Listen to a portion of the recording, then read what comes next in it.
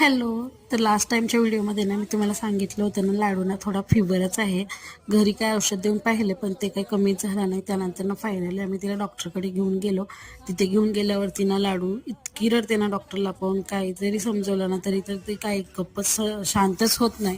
त्यानंतर ती खूप रडायला लागली. तर रडून रडून ना तिने शेवटी ना तिथेच वॉमिटिंग देखील केली.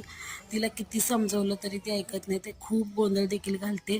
तिचं रडायचं पाहून ना आम्हालाच कसं तरी होतं. तिला वाटतं की डॉक्टरकडे का घेऊन गेले, पण शेवटी ना तिला नाईलाज असतो, घेऊन तरी जावंच लागतं.